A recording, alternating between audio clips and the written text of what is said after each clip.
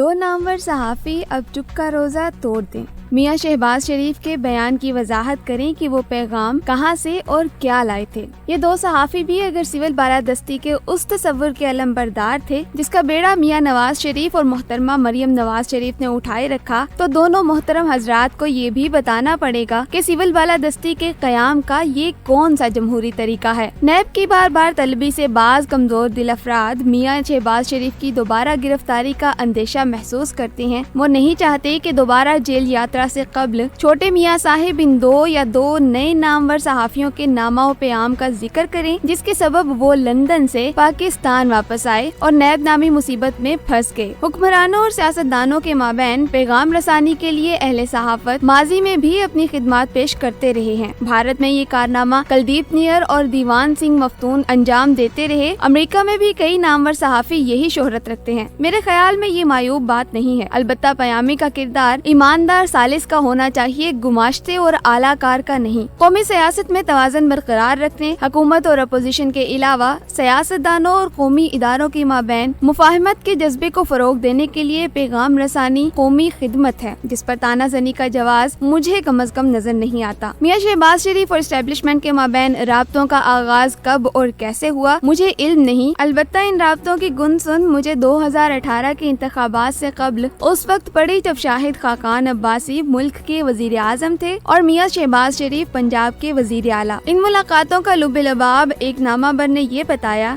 کہ اسٹیبلشمنٹ میاں شہباز شریف کی مداح اور مسلم لیگ نون کے ساتھ کمفرٹیبل محسوس کرتی ہے۔ چند روز قبل میں نے اس بات کی پھر تصدیق کی۔ کم از کم اس محترم صحافی نے میاں شہباز شریف کو یہی پیغام پہنچایا تھا، نہ اس سے کم اور نہ ہی زیادہ۔ اس پیغام کو ڈی کوڈ کرنے کے بعد میاں شہباز شریف نے کابینہ سازی کا کٹھن کام شروع کر دیا، جو سیانے اور تجربہ کار سیاستدان بالعموم عام انتخابات میں کامیابی اور پارلیمانی پارٹی سے مشاورت کے بعد کرتے ہیں، تو یہ ان کی ذہانت اور سیاسی بصیرت پر منحصر ہے۔ دوسرے پیامی نے چھوٹے میاں صاحب کو زیادہ تفصیل سے عہد و پیمان اور یقین دہانی کا سبز باغ دکھا کر گمراہ کیا تو اور بات ہے، ورنہ متذکرہ پیغام کے بعد کابینہ سازی کا فیصلہ صرف وہی شخص کر سکتا ہے وزارت عظمیٰ کے منصب کے لیے جس کی بیتابی شدت کی آخری سطح کو چھو رہی ہو۔ زمینی حقائق مارچ اپریل 2018 میں یہ تھے کہ مسلم لیگ نون میں ٹوٹ پھوٹ کا عمل شروع تھا۔ میاں نواز شریف اور مریم نواز شریف کی مجھے کیوں نکالا مہم دم توڑ چکی تھی۔ فصلی بٹیرے مسلم لیگ نون کی منڈیر سے اڑ کر تحریک انصاف کے آنگن میں اترنے کو بےتاب تھے اور مسلم لیگ اور شریف خاندان میں داخلی رسا کشی عروج پر تھی۔ ہمارے ایک بزرگ دوست 1990 کی انتخابی مہم کا بیان کیا کرتے تھے کہ کنوینسنگ کرتے ہوئے وہ ایک ایسی بستی میں چلے گئے جو رحیم یار خان سے کوسوں دور دریا کے کنارے آباد، ان کے روحانی خاندان کے عقیدت مند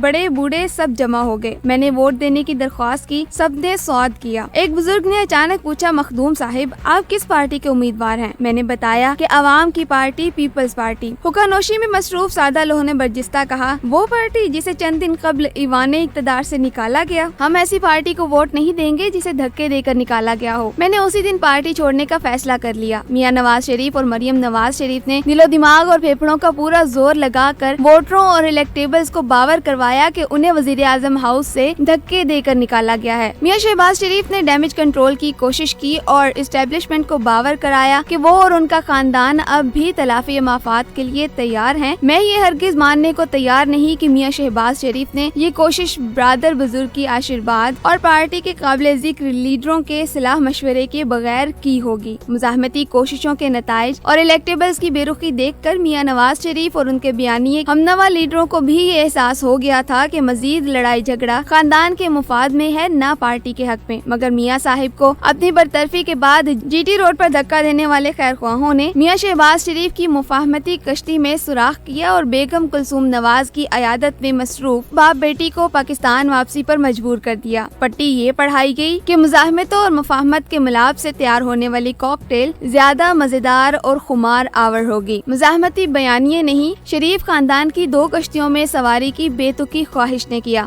حصول اقتدار کی بوتل پر سول بالادستی کا دلکش لیبل لگا کر خلائی مخلوق بیک وقت بیوقوف بنانے کی مجنونانہ خواہش کا نتیجہ حسب توقع نکلا۔ میاں نواز شریف اور مریم نواز شریف گزشتہ کئی ماہ سے خاموشی اور خلوت نشینی کے جس خوشگوار تجربے سے اب گزر رہے ہیں، اگر 2018 کی انتخابات سے قبل اس پر راضی ہوتے، ایوان اقتدار سے نکل کر کوٹ لکھپت جیل اور ندامت آمیز خاموشی تک پہنچانے والے اپنے حاشیہ نشین کاسا لیسوں سے ہوشیار رہتے، تو آج میاں شہباز شریف کسی سے یہ گلہ نہ کرتے کہ 2 نامور صحافیوں کی طرف سے پیغام ملنے پر وہ تو کابینہ کے ارکان کی فہرست تیار کر رہے تھے، مگر اقتدار کا خوش ذائقہ میوہ عمران خان کی جھولی میں ڈال دیا گیا۔ ہر سیاستدان کی طرح میاں شہباز شریف کو اپنی مرضی کا سچ بولنے کا حق ہے، مگر 2 نامور صحافیوں کو اب چپ کا روزہ توڑنا ہوگا۔ مولانا طارق جمیل نے ایک میڈیا ہاؤس کے مالک کا حوالہ دیا، اہل صحافت ہاتھ دھو کر پیچھے پڑ گئے کہ نام بتائیں ورنہ معافی مانگیں۔ میاں شہباز شریف نے 2 نامور صحافیوں کو اسٹیبلشمنٹ کا پیغام رساں بتایا، کسی نے پوچھنا گوارا نہ کیا کہ حضور اسٹیبلشمنٹ کے یہ نامہ بر کون تھے۔ نامہ بروں کی طرح اقتدار کی جھلک دکھا کر ووٹ کو عزت دو اور سول بالادستی کے بیانیے کا ٹائر پنکچر کرنے والے حلقے بھی خاموش، کوئی بولتا ہی نہیں، آبلے پڑ گئے ہیں زبان میں کیا۔